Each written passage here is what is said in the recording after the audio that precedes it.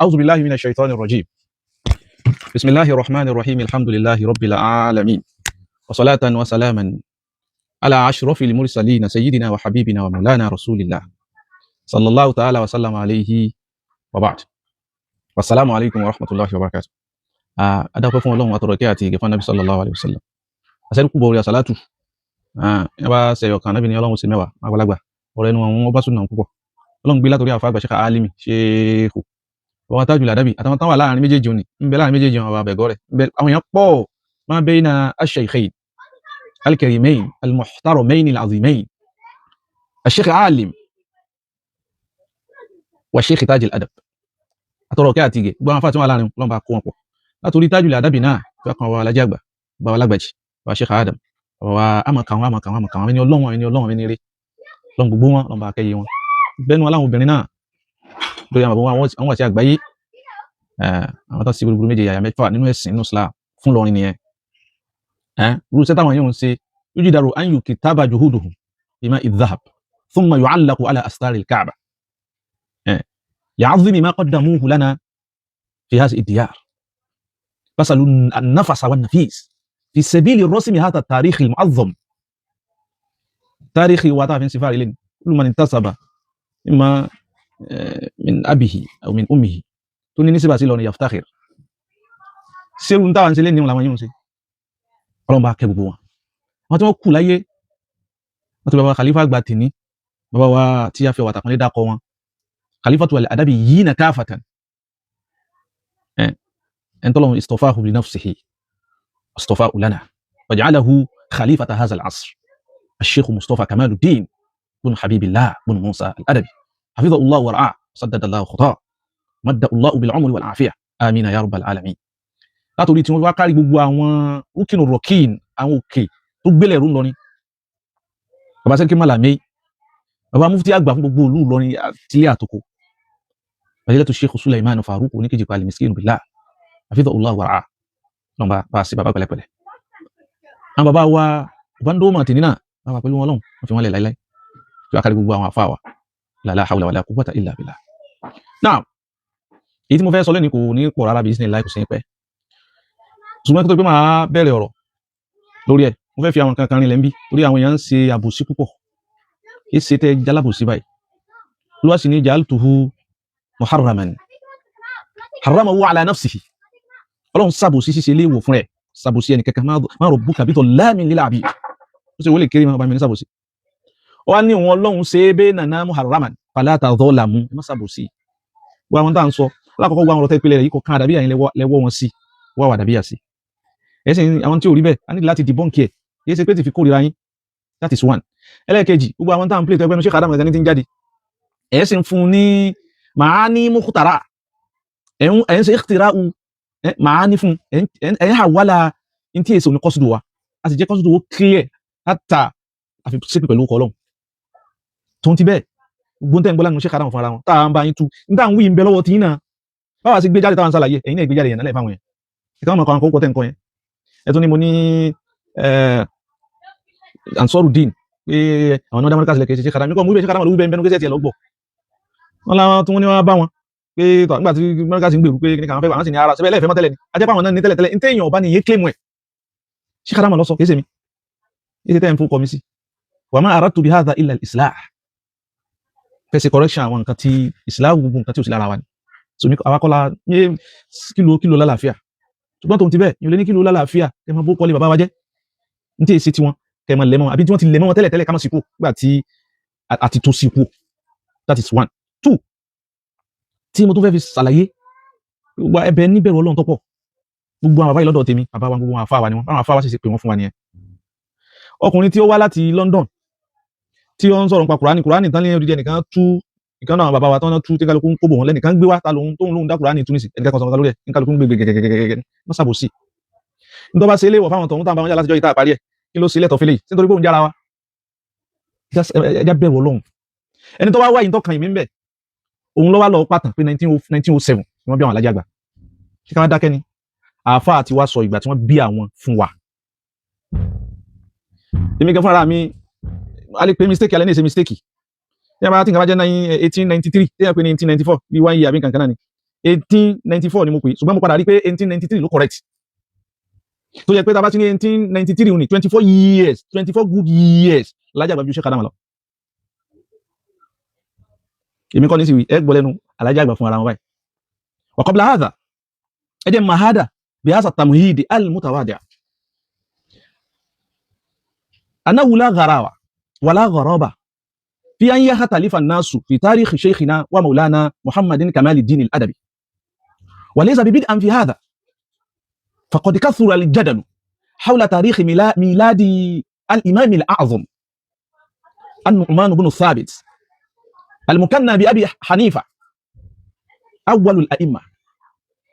أقوى أئمة النعمان بن ثابت أبو حنيفة نينجبه كثر الجدل في تاريخ ميلاده نوع وانتو حصل ضجا كبيرا حول تاريخ ميلاده قالوا مين ويمي يزادين كيان كوتي كي وما سينيا جيراني جاني وصل سيما ابو حنيفه كيسي ني سبب ني عدم غياب السجلات الدقيقه لذلك العصر wọ́n ti la wọ́n ti ma pa wọ́n ojo orí àwọn ma ko la wọ́n àsìkò yẹn ese le ni Imam Abu Hanifa ẹlẹ́kejì nínú àwọn tó jẹ́ pé kasura al-jadalu fi tarikh miladihi هو ثالث الأئمة أو ثالث الأربعة كتا ومرين أمرين أن أئمة الأربعة أولهم أبو حنيفة كما قلنا ويليه في الفضل والشرف وفي تدوين مذهبه إمام دار الهجرة أفاوى إمام مالك صاحب ذلك الكتاب الكبير المدونة الكبرى تمام لا جاء ما لو إنه مدونة mudawana ṣe tóun ni láyé jọ̀hún bí èèyàn bá kí ó tó bá ti ké mudawana kì í mọ kí ó àwọn ará jọ̀hún ẹbí lọ́wọ́ gbogbo àwọn bàbá tí wọ́n wà nílé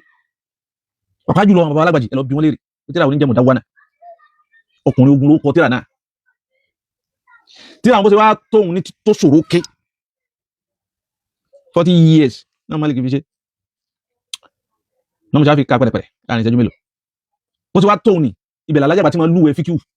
táwọn kọ́tà Alhaji Àgbà máa ní tíra tó fi yé wa mudawana ní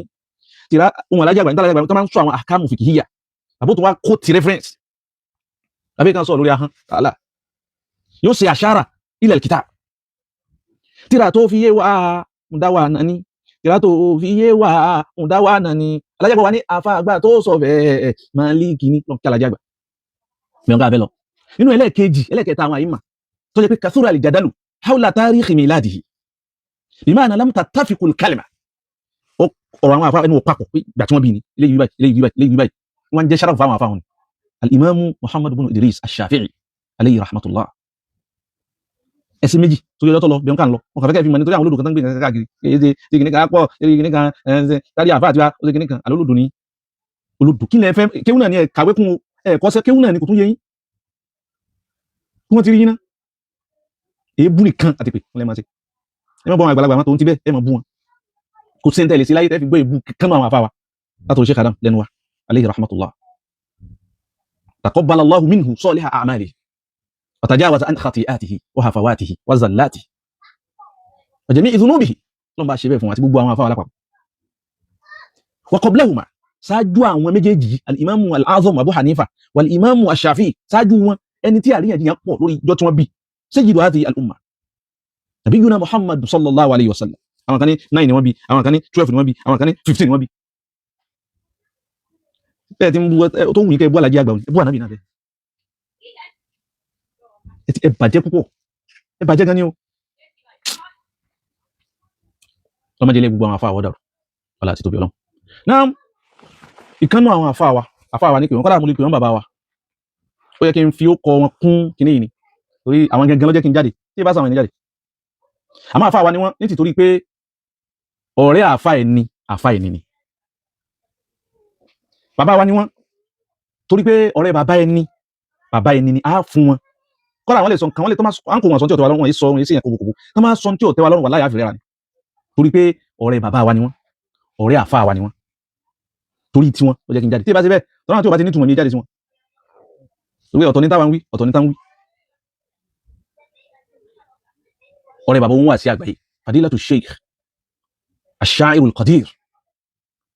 al-ustaz Sisi Odofu hafidhahullah wa ra'ah torí tí wọ́n ló jẹ́ kí n jáde láti wá sọ the real age àti kí ni àwọn tá a gbójúlé torí wọ́n bí wa àmẹ́jà gbọ́nú ọ̀rọ̀ wọn kẹ́ lè fi mọ̀ pé àwọn ni wọ́n jẹ́ kí a jáde àwa fẹ́ fún wọn ní ẹ̀rí tí wọ́n béèrè lọ́wọ́ wa torí ẹlẹ́kọ̀ọ́ púpọ̀ ni wọ́n kọ́lọ̀ jáde wọn pé wọ́n á play ọ̀rọ̀ wọn nísìn. láti London pé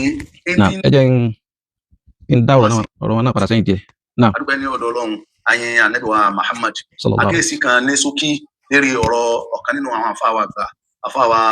Sheikh Kamil Abdulkareem wọ́n wà ní London wọ́n ń fún wa ní update kan update tí wọ́n fún wa nípa ọ̀rọ̀ àfá ńláńlá ni Maulana Sheikh Kamaluddin Al-Jubati Saman wọ́n fún wa ní déètì pé ọdún tí wọ́n bí bàbá wa Maulana Sheikh Kamaluddin wọ́n já mọ̀ pé 1894 ni ọ̀pọ̀lọpọ̀. bí tí wọ́n sọ dé yìí 1894 òun ni mo pè é a lè gbá bẹ́ẹ̀ náà ṣùgbọ́n bàbá wa àfá wa bá pè yín bàbá wa orúkọ rẹ̀ bàbá wọn àti àgbà ẹni ẹ tó bẹ́ẹ̀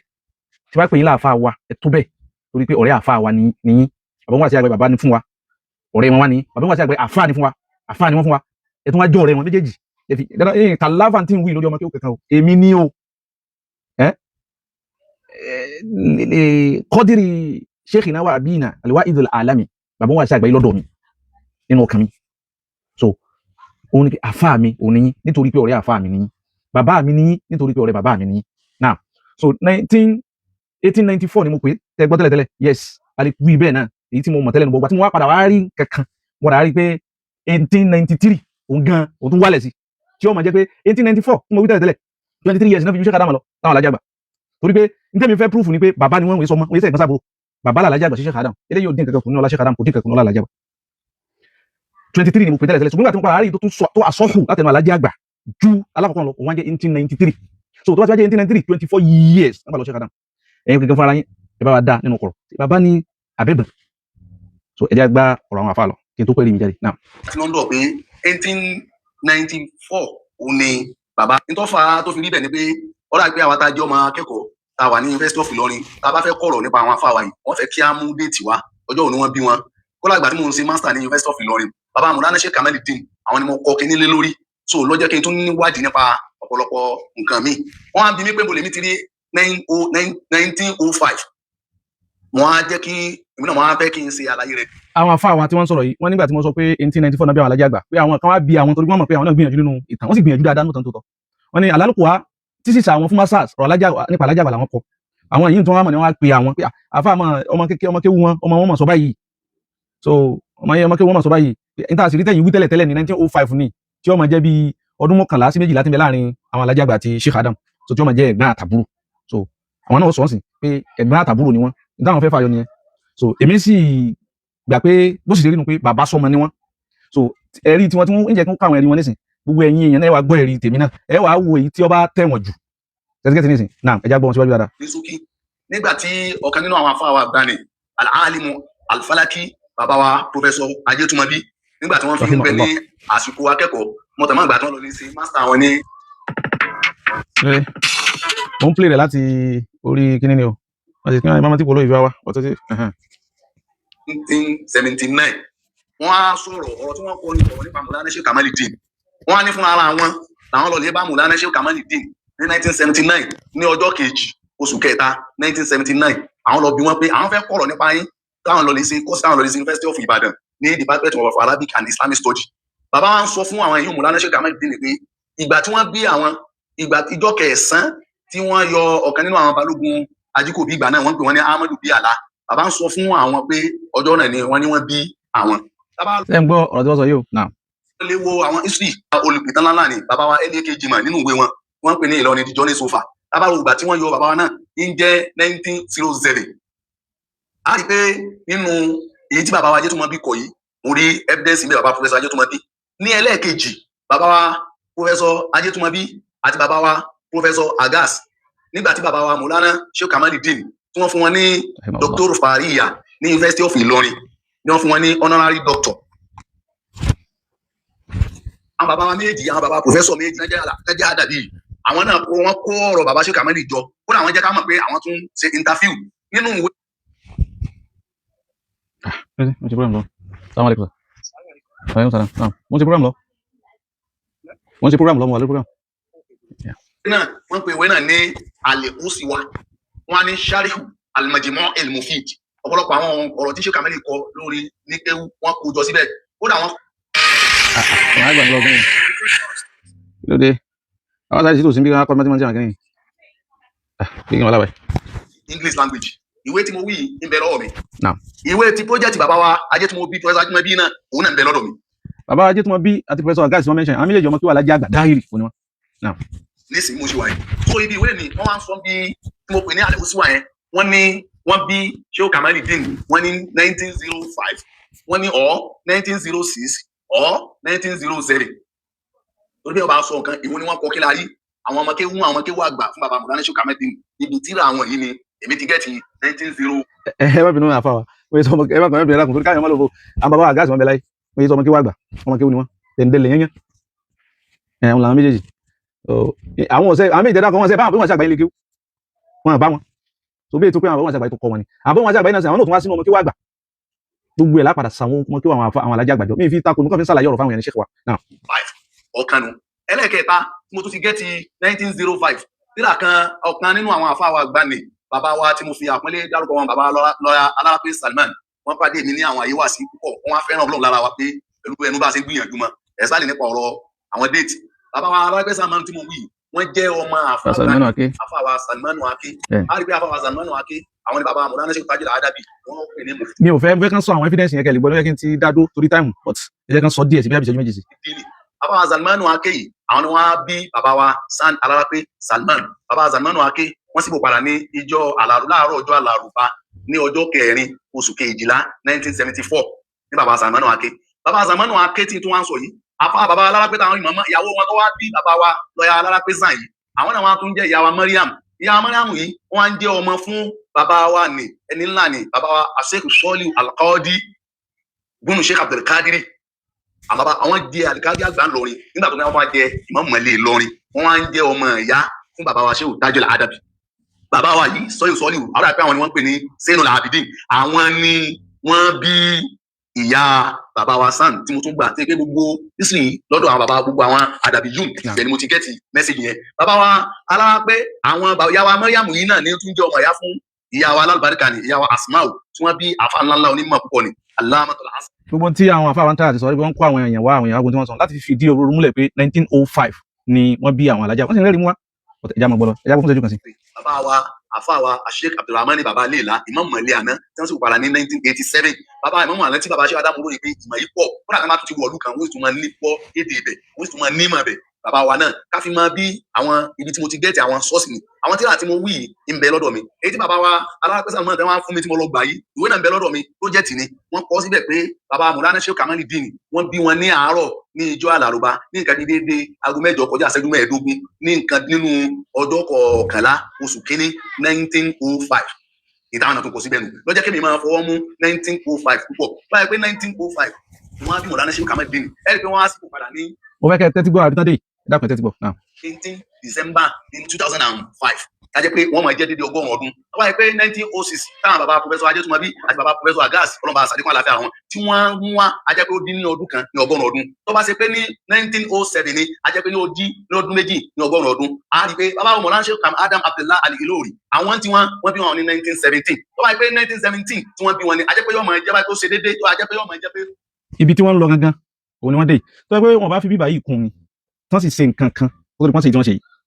ìgbà wọn jáde àmọ́ nítorí ẹkún ó ṣe kó tó di wọ́n ṣe yìí ń ṣàlàyé ṣùgbọ́n nítorí jẹ́ kí ẹlẹ́ẹ̀kejì tí mo fi jáde mo ní tí wọ́n dé náà. ọdún mẹ́wàá náà gbà fún ọdún 1907 ni ọdún 1906 ni ajẹ́pọ̀ ọdún mọ́kànlá náà gbà lọ́wọ́ ọdún 1905 ni ajẹ́pọ̀ ọdún 12 ni gẹ́gẹ́ bí àkọlé àwọn àfa àwọn àgbà yìí wọ́n sì kọ́ wa ní. so tó bá jẹ́ pé ọdún báyìí ni ajẹ́pọ̀ ọdún mẹ́wàá náà gbà lọ Sheikh Adam tó bá jẹ́ pé ọdún báyìí ni ajẹ́pọ̀ ọdún mọ́kànlá náà gbà lọ Sheikh Adam tó bá jẹ́ pé ọdún báyìí ni ajẹ́pọ̀ ọdún 12 ni wọ́n gbà lọ Sheikh Adam tí wọ́n fẹ́ fi proof pé àbúrò ni wọ́n jẹ́ wọn yìí ṣẹ̀gbọ́n wọn yìí ṣe bàbá náà ẹ̀já gbọ́sí. nígbà táwa ní University of Ilorin tí wọ́n jẹ́ Adabi June ní ó fi jásí pé gbogbo àwọn àfáwà yìí àfáwà ni wọ́n ń ṣe nínú àkọọ́lẹ̀ wọn nù tábà lọ lè wo tí bàbá wa Mọ̀lánà Sheikh Adam Abdullah Al-Ilori tí wọ́n sọ nípa Mọ̀lánà Sheikh Kamali Deen wípé Sheikh Kamali Deen irú wọn wọnú ayé ó ṣe lè jẹ́ bẹ́ẹ̀ ọwọ́n bẹ́ẹ̀ ó jásí pé pẹ̀lú èjì ni ọlọ́run tó wá bùn wọn nímọ̀ tó pọ̀ fún ojú age of 14 sí 15 tábà wo àwọn déètì tá a lò yìí àwọn ni wọ́n mọ̀ lọ lè fọ́ọ̀lù sí age of 14 sí 15 èyí tí àfáwà àgbà Sheikh Kamilu tí wọ́n á ní 1894 yìí àmọ́ bí tí wọ́n bá má lè fún wa ní sọ́ọ̀sì láti fi tún gbé ẹ̀kọ́ kọ́ àmọ́ gbogbo èyí tí a wí gbogbo ìwé tí mo wí mẹ́rẹ̀ẹ̀rin ń bẹ lọ́dọ̀ mi ó lọ èyí tí àfáwà àgbà Sheikh tí wọ́n jẹ́ bàbá wa àfáwà tí mo fi àpọ́nlé àti dárúkọ wọn ní Adékúnlékún tí wọ́n jẹ́ bàbá fún àfáwà Dòkítọ́rù àgbà tán jẹ́ lecturer àgbà University of Ilorin àbá Abdulaziz wọ́n kọ tírà kan wọ́n ní atharu Sheikh Labib ń bẹ lọ́dọ̀ mi àwọn náà sọ̀rọ̀ tọ́pọ̀ tábà tún lọ léwó síra Qamusul Adabiyya tí bàbá wa Sheikh. Naam, má ṣe dákọ àwọn tírà yẹn lọ nìyẹn. Ṣé wá rí ibi tí tó bá jẹ́ pé àwọn àfà wọ́n bá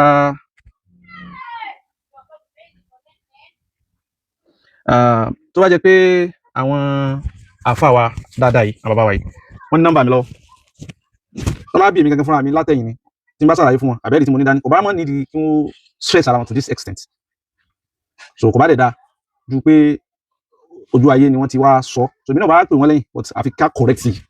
so but tí n bá ti wá gbé eléyìí kalẹ̀ tí n bá ti sọ màá fẹ́ béèrè lábẹ́ àwọn èèyàn méjì àbí mẹ́ta kó kọlù wọlé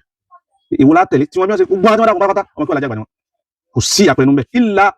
àfẹnìkan láàrin wọn so gbogbo wọn àwọn dákun ọkùnrin wọn akọ́dà àwọn tí wọ́n tún súnmọ́ àwọn alájà àgbà dáadáa ní gbogbo àwọn tí wọ́n dákun wọn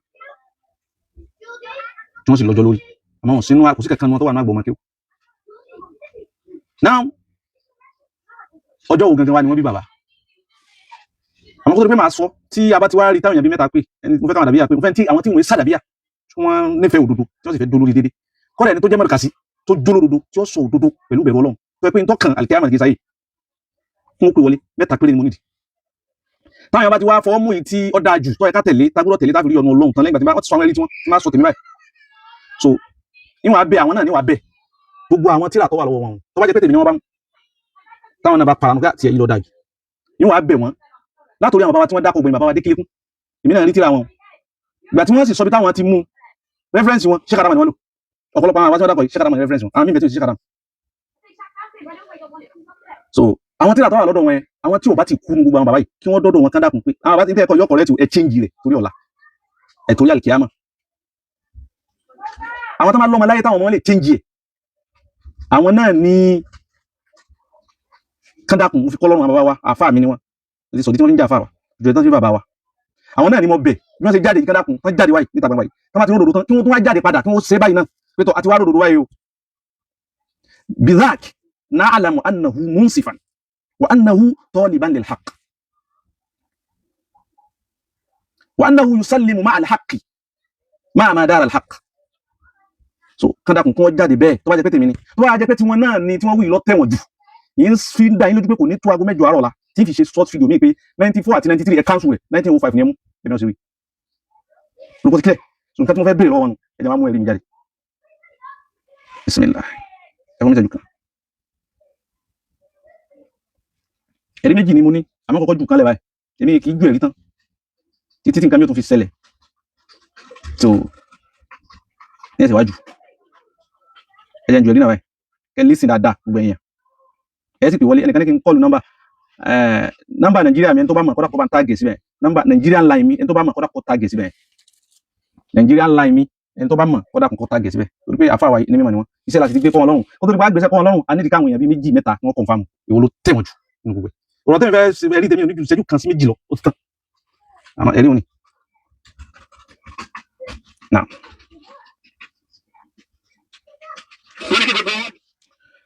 ẹ̀rí náà mo ní tí ń bọ̀ ẹnu alájí àgbà gẹ́gẹ́ alájí àgbà gẹ́gẹ́ fẹ́ sọ̀gbà tí wọ́n bí àwọn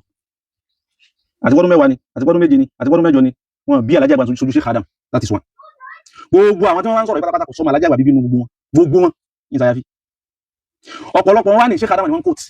gẹ́gẹ́ bí ẹ ṣe sọ èyí tó wá clear kìí ṣe pé 99.9 100% òní pé Sheikh Adam ò béèrè ìjọ tí wọ́n bí alájí àgbà lọ́wọ́ alájí àgbà wọn àti kọ rẹ́fẹ́rẹ́nsì wọn sí tí wọ́n kọ sínú tíra wọn àkọ́ ọ̀pọ̀lọpọ̀ àwọn èèyàn tó dánú gbogbo àwọn bàbá wa tẹ́ ń káwọn tán jẹ́ dàbíyà Sheikh Adam rẹ́fẹ́rẹ́nsì wọn bàbá Sheikh Adam wá ní wọn bí alájí àgbà wọn sì bá bàbá tó bí alájí àgbà láyé wọn sì bá àfáà àgbàtà jùlọ àdábì láyé èyí tó wá kún lẹ́yìn pé wọn bí alájí àgbà fún ara wọn bá bàbá tó bí àti ìyá alájí àgbà láyé àfáà àgbàtà jùlọ àdábì wọn ríra wọn kàdé rí wọn ti sọ bí táwọn ti gbọ́ táwọn kan pa alájí àgbà ń pa déètì wọn tẹ́ ní wọn kọ wọn sọ bí táwọn ti gbọ́ alájí àgbà wọn sì já mọ̀ pé wọn wá bá wọn kí wọ́n béèrè àwọn sọ déètì àwọn fún wọn so eléyìí kẹfì mọ̀ pé rẹ́fẹ́rẹ́nsì tí a bá Sheikh Adam ní dànù àmọ́ àgbésẹ̀gbẹ̀ kan báyìí ìgbésẹ̀gbẹ̀ kan ẹ̀tọ́nà gàrẹ̀ àwọn bàbá wa Ajétúmọ̀bí àtàwọn bàbá wa yòókù tẹ́ dákọ̀ wọ́n wí ni kò sí àrídájú pé alájí àgbà sọ fún wọn ṣé wọn àpárọ̀ alájí àgbà ni wọn àpárọ̀ alájí àgbà ni ó kàwọn àtàlájí àgbà lọ́rùn torí pé alájí àgbà ò ní parọ́ ẹni tó sì ní déètì ní ọmọ ọjọ́ tí wọ́n bí òun ọ̀nà méjì ni bàbá ti sọ yìí jù wọn ẹjá gbọ́ báyìí صاحب مكة أدرى بشعابها هذا مثل من أمثال الأرض شيخنا ما فوق دي تافي بوغا انت فاك باي يين انت فاك باي 2003 ولا لا جابا 2003 بسم الله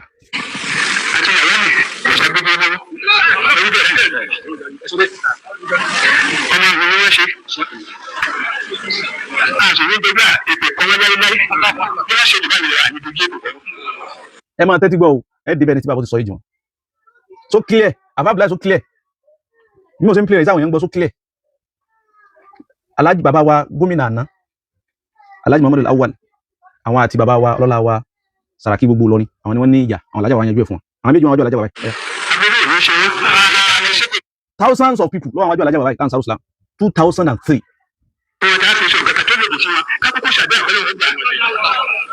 àwọn tí wọ́n ń ṣe yìí kò bójú o wàhálà tá a ṣe àwọn náà ṣe wípé a ṣe wàhálà mo ń sọ láàrín àgbéyà ìmọ̀ tó lé mi. ẹ máa gbọ́ o mo ti débẹ̀ o bàbá ní àwọn ọmọ tó lé ní kíni ẹ máa gbọ́ o alájà àgbà fún ara rẹ̀. lónìí àdúgbò lọ́wọ́ náà alhamdulilayi kọjá máa dọ́gba ọdún.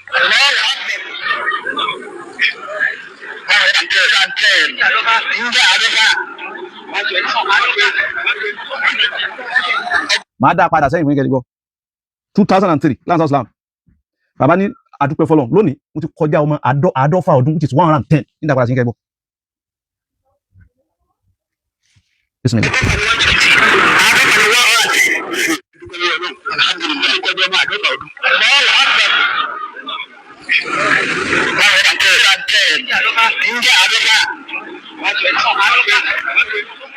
sẹ́ni pé wọ́n jiyàn 120 120 120 110 alájàgbà tó wá kílẹ̀ rẹ̀ ẹ farabalẹ̀ ẹ gbọ́ ẹ máa wọn kò ní ẹ gbọ́ orin rìn ẹ gbọ́ tó kílẹ̀ lẹ́nu alájàgbà. bàbá ẹni tó lé 110 wọ́n mọ tí wọ́n wí wọ́n tún wá kílẹ̀ rẹ̀ ẹ máa gbọ́ bí wọ́n ṣe kílẹ̀ rẹ̀.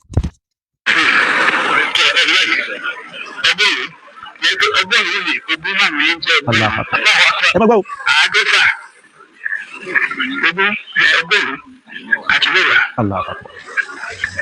ẹ wo bí ọba ṣe yanjú rẹ̀ nígbà tó ṣe àtọ́fà àádọ́ta 120 110 1 second àbá ní ogún márùn àtogún mi wá di mẹ́wàá. kàmáláhu ìlàhùnà ìsímìhì wàlákàbí hamudala zinniami wànánumi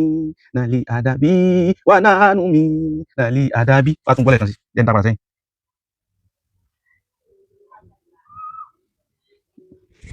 Muhammad tún sẹ́yìn díẹ̀ sí ni ọ̀yá. wàhálà tá a ṣe àwọn náà ṣe wípé a ṣe wàhálà mo ń sọ láàrín àgbéyà ìmọ̀ tó lé mi lónìí àdúgbò lọ́wọ́ náà alhamdulilayi kọjá máa dọ́gba ọdún.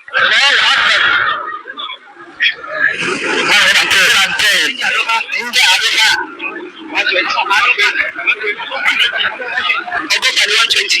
àádọ́fà ni 110 ọgọ́rùn-ún ni ogún márùn-ún yìí jẹ́ ọgọ́rùn-ún àádọ́fà ọgọ́rùn-ún àti mẹ́wàá. ọgọ́rùn-ún àti mẹ́wàá wọ́n wá specific. wọ́n ti bẹ́ẹ̀ náà ọ̀rọ̀ tó lọ sọ nípa ìwé ìwà fún ẹ̀lẹ́ àṣìwò ìwé wọ́n ṣàárẹ̀ ráṣù ṣẹ́yìnbán wọ̀nyám àkóhùn dídò á níkà láti ṣàkíyà. ọba àgbàgbà alájà bàbá ẹ wo ohun tí ń wọ̀ yẹn lára.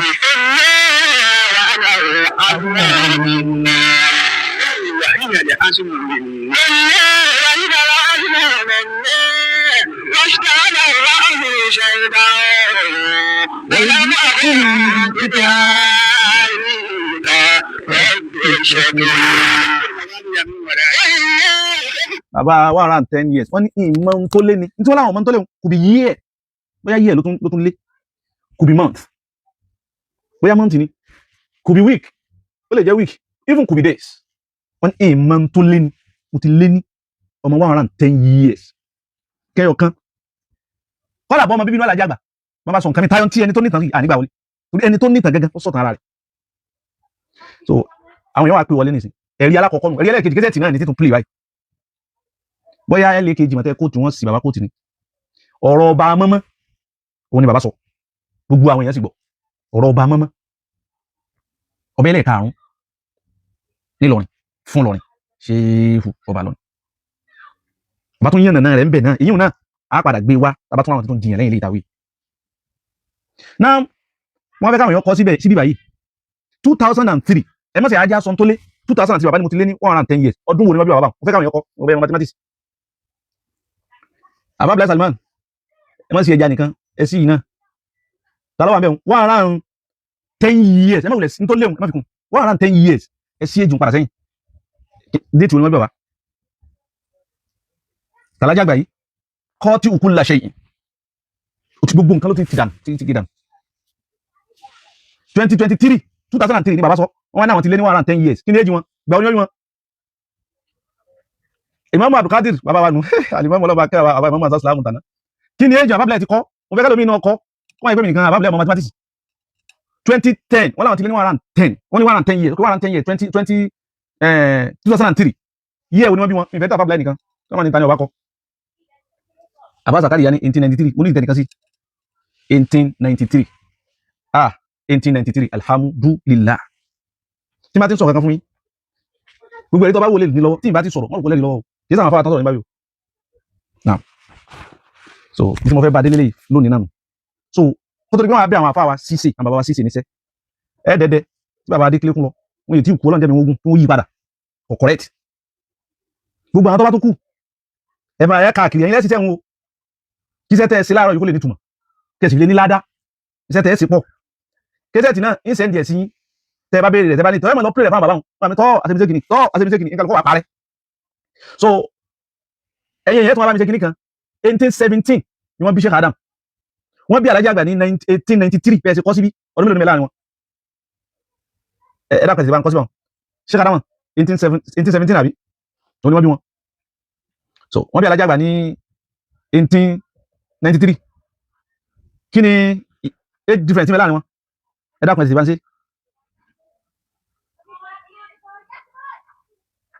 mo retí ẹni tí ó kọ́ ni o 24 years barakallahu fikum 24 years sí bàbá ní àbọ́mọ́ bàbá ní àbábúrò láìsí obìnrin ọkùnrin ni ó bá jẹ́ obìnrin gan wọ́n yá 15 years ìyá ni 24 years bàbá òsínú century àwọn Sheikh Adam ẹ̀mí ọlọ́run sí wọ́n ní Muhammad wọ́n na kùrúnù já wọ́n tún wá mú sí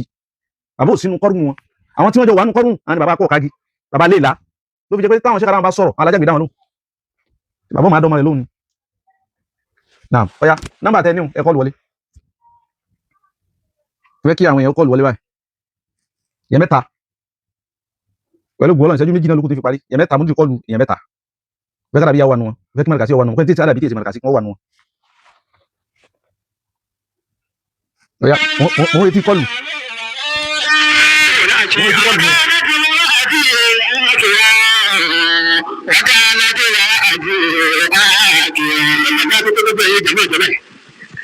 agbára sọ̀rọ̀ púpọ̀ àwọn méjèèjì kí ó ṣe pẹ̀lẹ́pẹ̀lẹ́ gbogbo bó ṣe ń gbà tí ó ṣe ń bàbá ṣe tó ọ̀yá ẹ dáhùn dípò pé àwọn méjèèjì amúhalẹ̀ mọ́ṣáláṣí wọ́n ti kọ́ nọ́mbà ìsìnkú látẹ̀kọ́ wọ́n sì jẹ́ pé lọ́jọ́ kejì rẹ̀ wọ́n tó tú gbogbo ẹ̀ padà àwọn mọ́kànlá ṣòro lá káà ń ṣe wàhálà láti gbà náà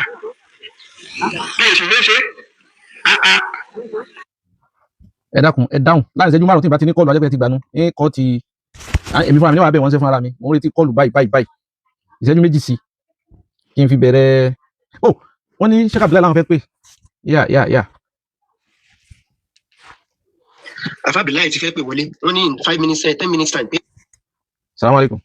Hello, salamu alaikum. Wa alaikum assalam wa rahmatullahi wa barakatuh. So ibi bóyá òun lẹ́wà. Gbogbo ayé ní gbọ́ yín sà.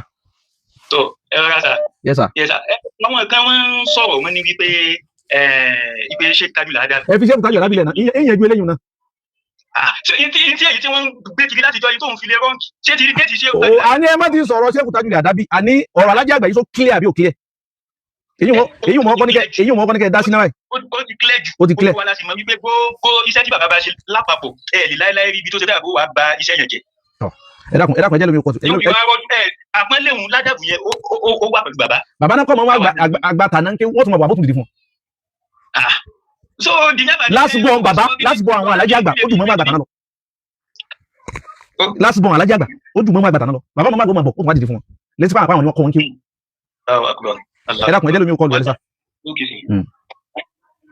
Ẹnìkan ti ń kọlù. Honorable ẹ̀rọ justice. Ẹ jẹ́ gbúrọ̀ pé yín padà ní. Ẹ̀rọ ọkùnrin láwọ̀. Ilẹ̀ ń gbé.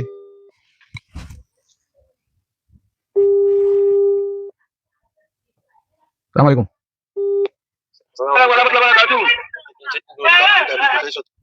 Assalamu alaikum.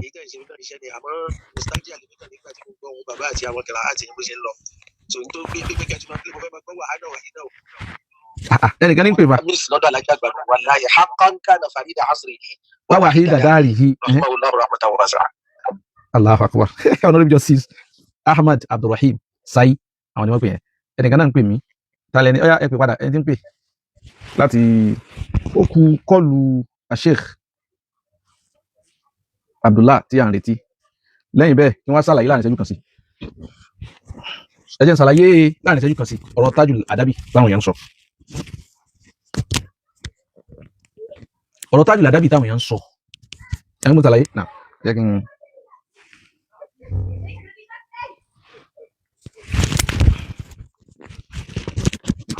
Ọ̀rọ̀ Tajul Adabi táwọn èèyàn ń sọ pé wọ́n bá bí bàbá ní 1893 tí wọ́n sì ní wọ́n bí lákùn ìpè yín padà lákùn káì olùyà pọ̀ báyìí tọ́lọ́ lọ mo fẹ́ wo nǹkan ni well wọ́n bá ní wọ́n bí Alhaji Àgbà ní 1893 tí wọ́n sì ní wọ́n bí Tajul Adabi ní 1885 lákùn ìpè yín padà 1885 pé má jẹun kéré 8 years níbẹ̀ láàrin wọn bolo ṣe rí bẹ́ẹ̀. Alhaji Àgbà abáwọn jẹ, Alhaji Àgbà abáwọn mu, Alhaji Àgbà abáwọn sùn, Alhaji Àgbà abáwọn jáde, Alhaji Àgbà abáwọn padà wálé, abáwọn wọṣọ, abáwọn lọ ṣòkòtò, abáwọn lòdè, gbogbo nǹkan abáwọn ṣe ní àtẹ̀mí wọn gùn. Kọ̀wá sẹ́ni kan tó mọ èjì wọn kó wá wá ń wí kó bó dáhùn jẹun tí ń kálukú nínú náà wọn tí ó ká má bínú. Dr. Ahmad AA. Salaam alaikum. Salaam alaikum. Gbọ́n yẹn dákun sọ dáadáa sókè. Bẹ́ẹ̀ni orí program làwa o. Ok, yes sir. Alhamdulillah, amina.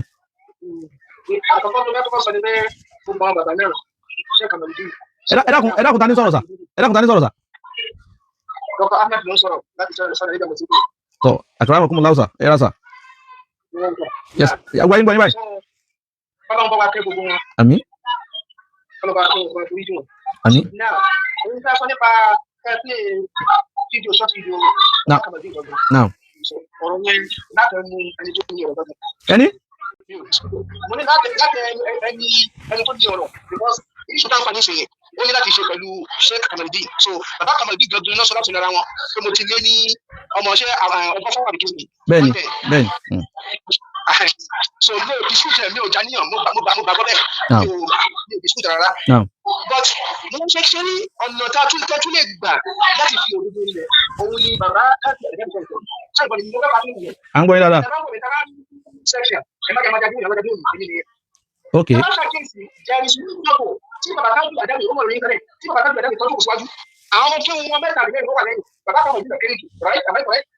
Bẹ́ẹ̀ni. Ẹ correct. Ẹ dákun sà, ẹ dákun dókítọ̀ ẹ kàn hold on ẹ má kọ́ ti ẹ kàn hold on torí ibi ìyẹn gẹ́gẹ́ ni mo fẹ́ ṣàlàyé tí mo dé so pé àwọn èèyàn ní máàjì yẹn ọdún mẹ́jọ àní ẹ hold on sẹ́ mo fẹ́ ṣàlàyé bóyá tí má ti ṣàlàyé lè sì kò ní wulẹ̀ ní ìkẹsàn kan lórí ẹ̀ mọ́ torí ẹ̀ mo fẹ́ ṣàlàyé ẹ̀ so mo ti wá gbé pẹ̀lú pé éèjì ń kéré púpọ̀ pẹ̀lú fọ́tò tá à ń rí yìí ó dàbí pé fọ́tò èèyàn mẹ́ta ló wà ńbẹ̀ tó bá jẹ́ pé fọ́tò tá à ń rí ni téèyàn mẹ́ta wà ńbẹ̀ táwọn méjì dúró tẹ́nìkan jòkó eléyìí wọn correct kì í sàlájà pẹ̀lú wà ńbẹ̀ ṣùgbọ́n tí máa ń rí eléyìí ni èyí tó correct èèyàn mẹ́rin ló wà ńbẹ̀ èyí ń wà àní ẹ hold on doctor mo ń try àti ṣàlàyé bí tí ẹ fẹ́ wọ̀ gẹ́gẹ́ náà ni ẹ má bínú sà so éèjì Alhaji Àgbà tá a bá wọn láyé tá a bá wọn mú tá a mọ bí wọ́n ṣe múra gbogbo nǹkan la lè sọ ń pa wọn gbogbo àwọn atáwákò tá à ń sọ ìtàn wọn yìí a sọ nǹkan kan tọ́ra ìmọ̀ tí wọ́n sọ àwọn ni wọ́n sì nìtàn gbogbo ẹni tí wọ́n ń sọ̀tàn bàbá pátápátá wọ́n ní wọ́n pé àbí ká bá kan ní tíra kó mọ̀ sí rẹ́fẹ́rẹ́nsì fún ẹni tó wá nìtàn wá sọ ìtàn ara rẹ̀ kìí ṣe ẹ̀kan kò sì takora wọn ẹ̀ẹ̀mejì ni wọ́n sọ ìgbésẹ̀ tẹ̀lé kejì jáde àmọ́ kéṣe ni ẹ̀ẹ̀mejì ni wọ́n sọ kò sì takora wọn náà àmọ́ bàbá tá a bá nu Tajul Adabi tá a wà bá ẹni tá a bá àmọ́ tán rẹ̀ ẹni tó sì wà àwòlá kọ́ sọ̀tàn Tajul Adabi fún àwọn alájà wà ká sọ déètì àwọn gan ò sọ déètì tí wọ́n bí Tajul Adabi so àwọn tí wọ́n wá ń kọ́ ti Tajul Adabi tí wọ́n ń kọ́ ti tán wọn látòrí ta làwọn tí wọ́n ń kọ́ tiẹ̀ ní wọ́n ti rí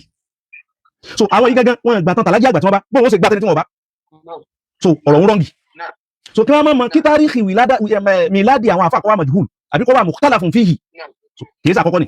ń bẹ nínú síyàrú gbogbo àwọn àfa tí wọ́n tóbi tí wọ́n lámìlaka ni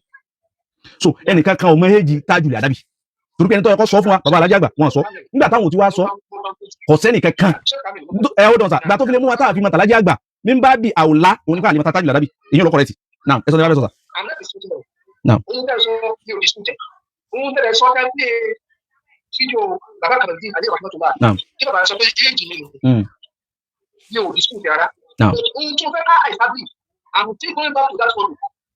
àní ẹ fi fọ́tò lẹ̀sẹ̀ kò sí tọ́kàn wá pẹ̀lú fọ́tò wọn kọ́ èjì tí bí fọ́tò sọ́kọ́ ẹ máa àní ẹ hold on mọ́mọ́ interfẹ́ sàlàyé òun ni pé distance ojú tẹ́ ríhun ni pé alájà àgbà ojú wọn interfẹ́ sọnù iná lèmi náà wá sàlàyé fún yín pé mọ̀sáfà ti ń bẹ gáàpù ti ń bẹ láàrin alájà àgbà àti Tajul Adabi ó jìnà sí ara wọn ni ṣùgbọ́n gbà wọn wá bí Tajul Adabi ẹnìkan kan ọmọ àsọ̀rọ̀ ń pa Tajul Adabi bíi so afẹ́ fi Tajul Adabi afẹ́ fi mọ èjì alájà àgbà ni but àwọn tá a fẹ́ mọ èjì Tajul Adabi àmọ́ èjì alájà àgbà gẹ́gẹ́ bó lásán Tajul Adabi ẹni alẹ́ lo calculation ẹ̀dá kun tó ní ó yẹ kí n ti lọ omi kì í gbé kọlù mi o àmọ́ irú calculation tẹ́fẹ́ ká lò yẹn ẹ̀lò ká gbọ́ dọ́kítọ̀ ní ọya.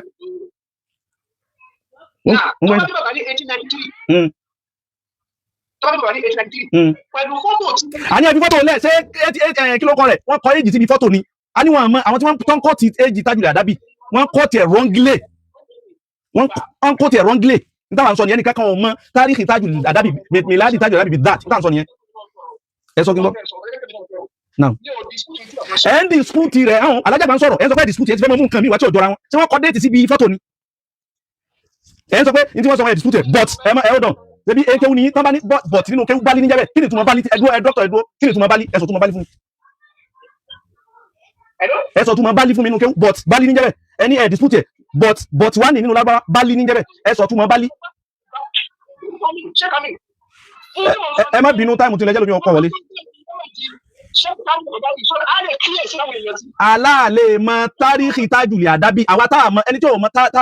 ẹ má gbọ́ ẹwọ́dọ̀ nísìn èèyàn mọ déètì ìgbà tí wọ́n bí ọmọ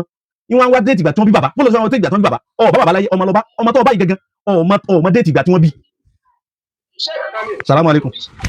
ẹ jẹ́ pé kọlù mi salamu alaikum. wa alaikum salam tula. ẹ ra sa. akú program sa. program ni wa kúrẹ́dà kúkú yìí. yes ṣe ṣe wọn láàbí ẹ ti parí. gbogbo ayé nígbà yín. alhamdulilayi mo kàn fẹ́ mention few points ní sa. ok so alhamdulilayi academia làwọn náà wà. tọ Ọlọ́run ṣeun ẹyẹ bá yan àwọn lárúbá yìí àmọ́ ibi kíkiri kí wọn máa ṣe sí. ẹ sọ̀rọ̀ sí. alákọ̀ọ́kọ́ náà the fact wípé nǹkan kan appear nínú thesis. now bẹ́ẹ̀ nìkan fi gba majesty rẹ̀ kò mí pé kò lè wrong. Allahu Akbar. kò mí pé kò lè wrong. ara bí tádẹ̀ ti mọ̀ pé kìíní yẹn wrong ni pé we have various versions now. ẹnìkan sọ pé 1905 ẹnìkan ní 1906 inconsistency ti wà ń bẹ̀. tọ that's number one. ètò méjì lásán ẹnìkan 1907 bíi mẹ́fà ni ní kálukú kan buye tó ní. ẹlẹ́ẹ̀kejì wọ́n tó wá ń pè ní kan ní chain of narration. àwọn àwo ló sọ àwọn déètì yìí. àwọn àwo. tí ẹni tó bá ti jẹ́ subject of the matter èmi sọ ìgbà kan bí mi tọmọ mi ẹni tí mo bí tó bá sọ nǹkan mi strength of evidence require pé tèmi lẹ́mú èmi mo ti sọ tèmi. àbí. you have various instances sọ pé kì í ṣe kan ni mo sọ. kì í ṣe kan. mo sọ lẹ́ẹ̀mejì. now àtúwọ̀n sọ ẹni tó jọ pé lára ìròyìn bàbá yìí ni pé mo lè parọ́. tí gbogbo ayé mọ̀ wọ́n bẹ́ẹ̀. tí gbogbo èèyàn mọ̀ pé bàbá yìí ni parọ́. ó wá sọ lẹ́ẹ̀mejì Ọlọ́run ló ní káwọn recording yìí wà lẹ̀ so kí ká má wá deceived by pé mo fi gba master sí kékeré kan. research can be updated wọ́n kọ kalẹ̀ wọ́n máa ń tún kọ làwọn editions máa fi ń wá. ẹ dákun ẹ dúró dọ́kọ̀ ẹ jẹ́ kí n fi èkejì tí mo ní mo fẹ́ mú wá tí n tí mú wá ń sọ nípa àwọn amúkẹ́yẹ̀ tí wá àmọ́ kẹ́yìn ọmọ gbọ́ báyìí kẹ́gbọ́ ẹlẹ́ẹ̀kì tó ń pè é sọ̀rọ̀ lọ́hùn ń dùn mọ́ mi ẹ sọ̀rọ̀ bí ẹni tó lọ́pọlọ ẹ sọ̀rọ̀ bí ẹni tí ó comprehend ti ń ṣẹlẹ̀ ẹ sọ̀rọ̀ bí olódodo kí ṣe kákan máa. honestly ó wà glaring. very clear. ìyá fẹ́ sọ̀kọ́ tẹ nìkan ó fojú hàn èmi mo sọ ọjọ́ tán bí mi ẹ̀ sọ pé nìkan sọ mí èmi lẹ́gbà àfi tẹ́ bá sọ pé bàbá ẹ máa gbọ́ dọ́kọ̀ àti Amẹ́ríkà wọn ti ń pè mí ẹ máa gbọ́ dọ́kọ̀ àwọn alájà àgbà mi kí tẹ́lẹ̀ kejì gbogbo ìlànà ti gbọ́ àmọ́ Amẹ́ríkà lè wá fún mi láti tẹ́lẹ̀ tẹ́lẹ̀ ti gbọ́ ẹ tún fi tẹ́lẹ̀ yín gbọ́ báyìí wà á máa ń ṣàlàyé ìjọ tí wọ́n bí àwọn wọ́n wá ń sọ pé ìgbà tí wọ́n bí àwọn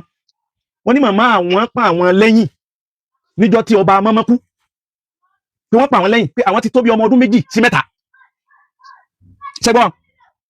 àwa wò pé ọba mọ́mọ́ lọrin ìgbà olókù ọdún wo ni ọba mọ́mọ́ wá kú ní 1895 àwọn alájà pàṣẹ ni wọ́n pa àwọn tó bí ọmọ ọdún 2 nígbà ọya 1895 kí ló jẹ́ sá. another version ló tún bọ̀ tracy yìí tán sọ yẹn. àwọn gẹ́gẹ́ náà fẹ́ràn àwọn tó ti ń bẹnu kẹsẹ̀tì. tẹ bá wo bí tán ti sọ títà lákọ̀ọ́kọ́ yẹn gan kí ni context tán ti sọ ṣé wọ́n sọ ní sọ pé mo ju ẹnìkan lọ ni àbí mo lè dẹ́ àbí wọ́n sọ fáwọn tán parí ìjà pé kẹ́ ẹ̀ mọ̀ gbà tán bí èmi ti bá yín sọ̀rọ̀ yìí. wọ́n tún wá mú àyà wá pé ọ̀rọ̀ náà dàbí ànábì Ibrahim nígbà tí ń sọ pé ní wàhánà lè azimu mi ní. gbàdé nígbà tí kí láti yẹn fún kẹsẹ̀tì nígbà tí bàbá fẹ́ bẹ̀rẹ̀ ẹjọ́ máa rọrùn fún kó lè máa fún mi sinmi. very clear kó lè máa fún mi sinmi. kákan fi mọ̀ because mo máa ń rí i pé náà mo fi ṣe master mo fi ṣe kìnìkan ó ti wá sọ di òótọ́ yẹn èyí náà kò sí nǹkan tí ń jẹ́ bẹ́ẹ̀ kò sí nǹkan tí ń jẹ́ bẹ́ẹ̀. tíra àti ìtàn tí ṣẹ́ká àdámọ̀ tí ń kálukú yín gbójúlé àtẹlómi náà tẹ gbójúlé yìí kí ni reference wọn. tá máa gbé nǹkan tẹ́lómi fi gba page jáde lónìí mo rí several inconsistencies ń bẹ ìyẹn ò dẹ̀ mean wípé kò tó fi gba phd àbí masters yẹn kátà ń pè ní research náà ẹlòmíì ò tún ṣe lọ́kà èèyàn báyìí ní 2007 ó sọ báyìí ṣùgbọ́n a tún ti rẹ́ẹ̀rí tó fẹsẹ̀ múlẹ̀ tó sọ pé nǹkan tá sọ yẹn kò wọlé simple tán pé ní research nù but in our society tán bá sọ pé mo fi gba masters mo fi gba phd ó ti wá di ọ̀rọ̀ Al-Qur'ani tí ò ṣe yìí no kò rí bẹ́ẹ̀ Ọlọ́run ṣe gbogbo ẹ̀rọ. amina dr jazakumullahu khaira Ọlọ́run bàbá pẹ̀lú lọ́ba àdó tí ọkà sára láwùmí àmúta lè kún lójà irú yín tó pọ̀ kì í ṣe pé bóyá kinní kan la fẹ́ fi gbà but ká ṣẹ́ẹ̀tì rẹ́kọ̀dù straight. no history gbọ́dọ̀. a gbọ́dọ̀ preserve history wa. ẹ má lọ ọkọ 1905 1906 ẹni tó lọ́rọ̀ ní ìgbà tán bí òun lélẹ́yìí. dọ́kọ̀ ẹ jẹ́ ń gbé kọ́ọ̀lù mi jèrè jazakumullahu khaira a mọ̀ sọ lẹ́yìn tó. waaleykum salaam naam ẹ ra o. mo fẹ́ sáré mo mọ́tò kankan náà táwọn àlejò àti sọ fẹ́yìn. ẹ dákun ta ní sọ̀rọ̀ sà. àbí ìlú kọ mi. ok ẹ má sọ̀rọ̀ lọ. bàbá sọ bí kẹsẹ̀ tí wọn kan wọ́n ní gbà tí bàbá gbà ní káwọn fáwọn ìjọba nílùú kan àwọn ní mo fẹ́ kẹ́ ṣe bí mo fẹ́ kẹ́ rí bàbá wa ni mo wá kọ lẹ́tà sílé pé kí wọ́n fi àyíṣà àbúrò mi ìyá tuntun fún àwọn alájàgbà ṣé àwọn pé tó wáyé pé ọmọdé táwọn èèyàn lérò yẹn alájàgbà bá wà wọn ò ní sọ pé kí wọ́n fi ọmọ fún un. bẹ́ẹ̀ni another point lẹ́tún mú wà wọn. bàbá ti dàgbà wọn ti tó yàwó ní làbàgbà fi ronú wípé ẹjẹ ẹ bá ń fa àbúrò mi fún un. wọ́n wà lọ́mọ 15 years táwọn èèyàn rò pé wọ́n wà lọ́mọ 15 years tó ti dàgbà ti kíní kan yẹn àwọn ò ní ronú lọ bẹ́ẹ̀ because ọmọ kan 15 years ò ti dòdú bọ́ níbi gbogbo máa ń rò fẹ́ máa bọ́ àbúrò mi sọ ká gbọ́ pọ́ìntì yẹn bàbá ló ṣàṣọ fún ara wọn. sheikh mo ti ń tẹ́ àti pé yín kọ́ọ̀lù já kọ́ọ̀lù ní ẹ má bínú. mo gẹ́tì ẹ jẹun jazakumullahu khaira lákàjẹ́ ń gbé kọ́ọ̀lù wà fáwa sheikh wa. àwọn bàbá wa wa aleykum salaam tula barakatu ẹ dákun kẹ́ tó sọ̀rọ̀ sà àwọn ọkùnrin la sà àkàwọn ọkùnrin la sẹ́yìn gbọ́ mi sà sẹ́yìn gbọ́ mi sà. níta fi gbọ́ mi ẹ reduce volume rẹ̀ so that kò ní máa echo kò ní máa repeat ara ẹ̀. ẹ reduce ẹ̀yẹn yẹn sà. tẹ́ ẹ bá ti reduce ẹ̀yẹn yẹn ẹ máa gbọ́ yín padà ni à ń gbọ́ yín ó repeat ni. wa aleykum salaam sẹ́yìn gbọ́ báyìí. wa aleykum salaam kí ni o ti reduce yẹn náà. a ní ẹ reduce ẹ̀yẹn yẹn volume kí ni ẹ reduce yẹ màá tún yín pé doctor sẹ́yìn náà fẹ́ bá mi sọ̀rọ̀ ni.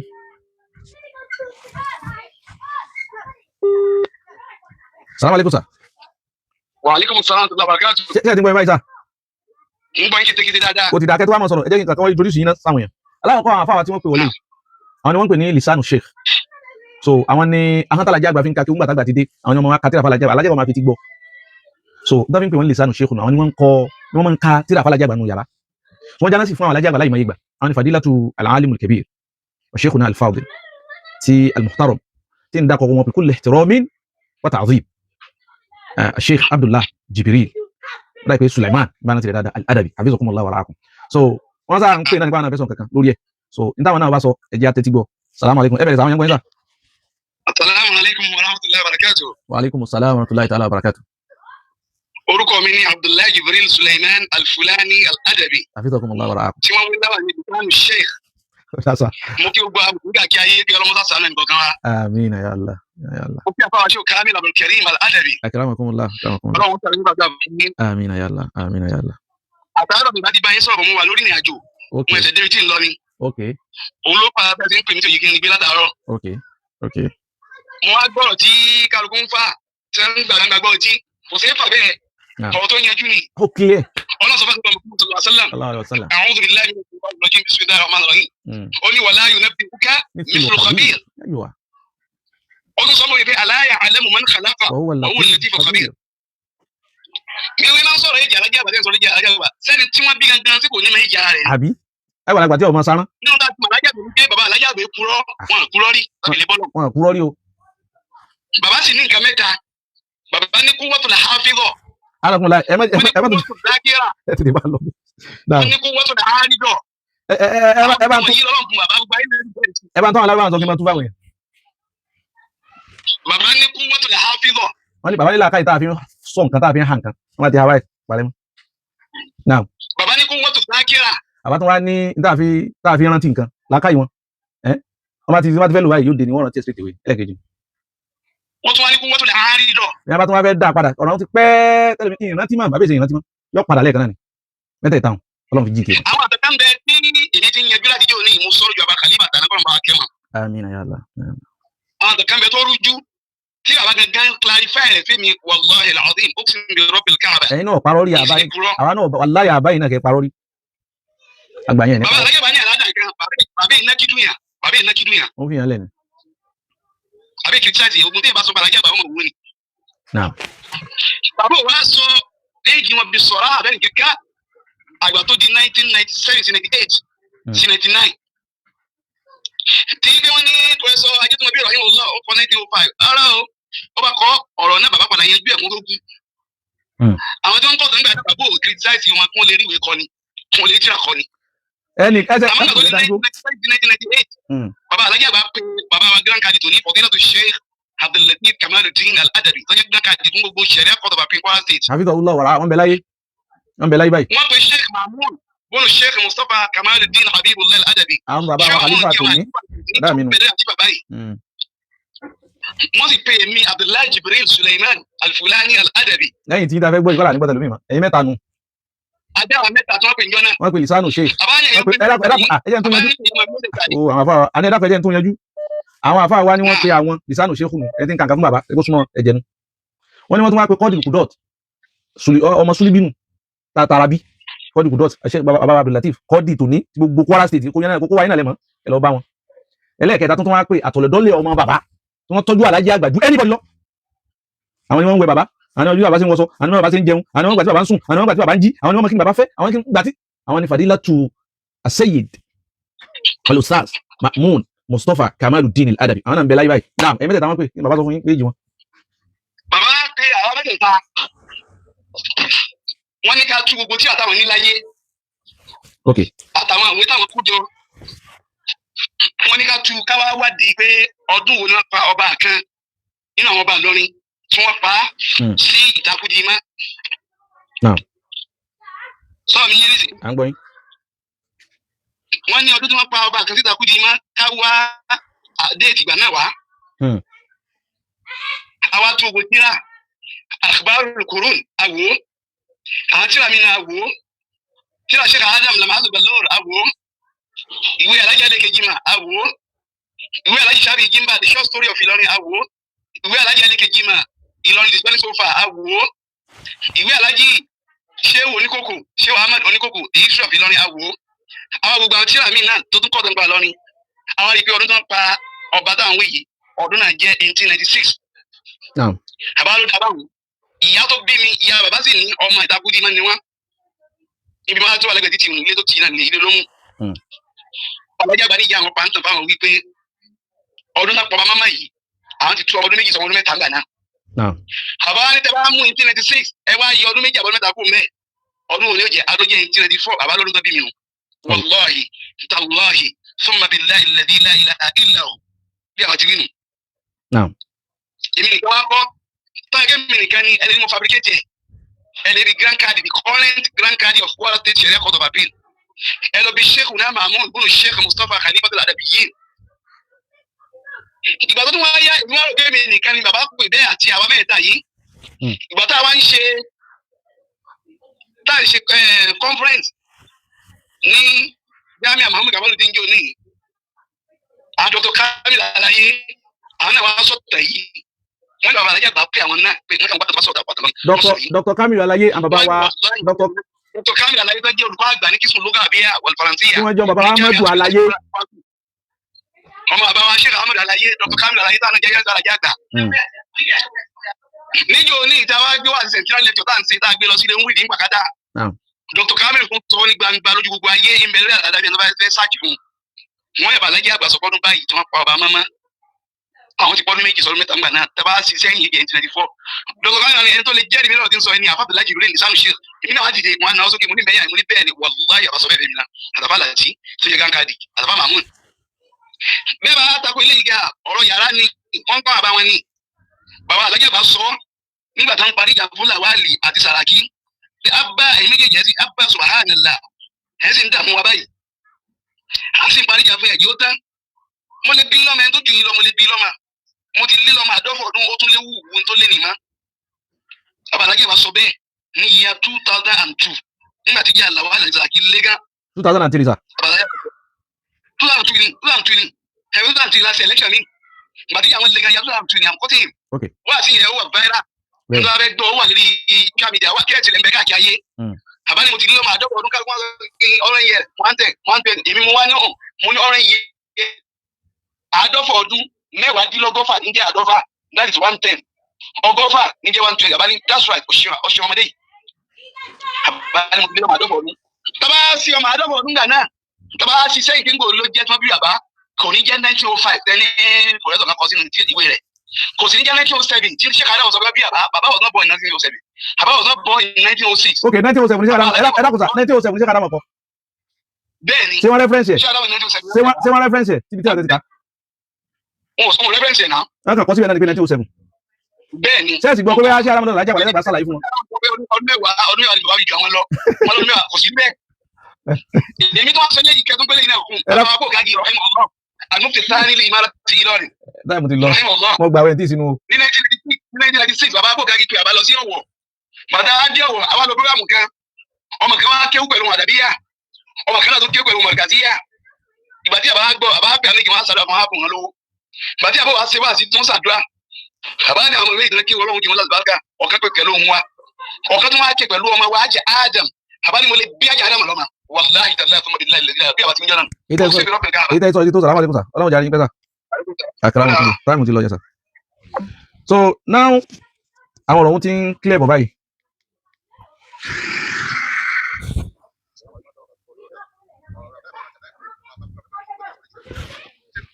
now èyí tó clear ni pé 2003 àbí táwọn afárá ti ṣe mistake ni 2003 òun ni ètò ìrìnà wà ń bẹ òun wà ń bi wáàsí yẹn 2003 so òun ni bàbá sọ so bàbá sì sọ pé níbi wáàsí mi tí bàbá ṣe tí ń play jáde bàbá ní wọ́n pọ̀ mí lọ síbẹ̀ ọba ọmọ tán sọ náà ni so wọ́n pọ̀ àwọn lọ síbẹ̀ wọ́n ní mo tó ọmọ ọdún méjì sọ ọmọ ọdún mẹ́ta ẹ rí pé àwọn afárá ṣe mistake date wọ́n ní 1895 ni ẹ rí pé 1896 làwọn pè ẹ lọ wò ẹ lórí Google Wikipedia yóò gbé wá fún wa báyìí tọ́tọ́ bá mọ́mọ́ kú 1895 ni so bàbá ṣe mistake date 1896 ni so 1895 bàbá wa ní káfọ́ ọdún méjì pé àwọn tó ọmọ ọdún méjì so ni mo fi ní 1894 ńkọ́ 1893 ni which is òun ló correct jù gẹ́gẹ́ bí bàbá ṣe sọ ẹgbẹ́ àwọn náà sọ nísìn pé nígbà tó bàbá mọ́ kú wọ́n á ṣe mistake pé 1896 na 1895 pẹ̀lú ìdọ̀bà bẹ̀lẹ̀ tó fẹ́ sí nǹkan pé lọ sáàkì lórí Google lọ wo ẹlẹ́kejì mọ̀ lọ wo gbogbo àwọn ìwé tán kọ Johnny Sofa ti ẹlẹ́kejì mọ̀ tí gbogbo àwọn tán kọ nílọrin so bàbá ní gẹ́gẹ́ bí táwọn náà sọ pé àwọn ti tọ́ ọdún méjì ọdún mẹ́ta so bàbá fún ọdún méjì 1893 ni so ìyẹn ló correct jù so now nígbà tá a ti rí báyìí àwọn afáwà ṣíṣe kan tó bẹ̀rẹ̀ iṣẹ́ wọn tí wọ́n ṣe wọ́n lọ bá grand card kan bèrè lọ́wọ́ wọn àwọn afáwà ṣíṣe wọ́n lọ bá bàbá wa bọ̀dá wa àfáwà bàbá wa ni wọ́n mo fi ọ̀wàtà pẹ́lẹ́ dákọ̀ wọn Haji Mahmood tó lọ́n jẹ́ àríwọ̀ pẹ́ so wọ́n lọ bá wọn bá délé alájà àgbà ẹlẹ́mbèrè Haji Mahmood sẹ́ni kẹta tó mọ̀ wọn so lẹ́yìn ní inú ẹ̀tẹ́ tó lè bá òun ni Dr. Kamil àfáwà Alaye tí wọ́n jẹ́ lẹ́kítọ́rà ní Kwasu ẹ lọ bá wọn so sẹ́ni tí gbogbo eléyìí mo pé ní àti pẹ́lẹ́nu bàbá yìí náà gẹ́gẹ́ bí nǹkan tí Dr. Salat America Dr. Ahmad so òun ni ìyẹn so iṣẹ́ tí abẹ̀yìn nìyẹn kọ́lọ́n kó ṣe ní ìrọ̀rùn.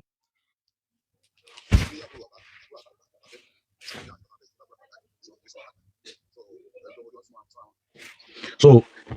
títà alájí títí Tajul Adabi àwọn tá a mọ̀ títí alájí àgbà so àlè mọ̀ títí Tajul Adabi èyí nǹkan tó wẹ̀ short so Ọlọ́run ọba àlekọ́lá was not Sheikh Kamaldeen as mentioned by brother Oshodi so now ibi tó kù sí so ní pé kádàkùn torí tọ́lọ́run so bàbá wa Sheikh Adam alayhi rahmatullah kọ́lọ́n sàlékún kẹ́ wọn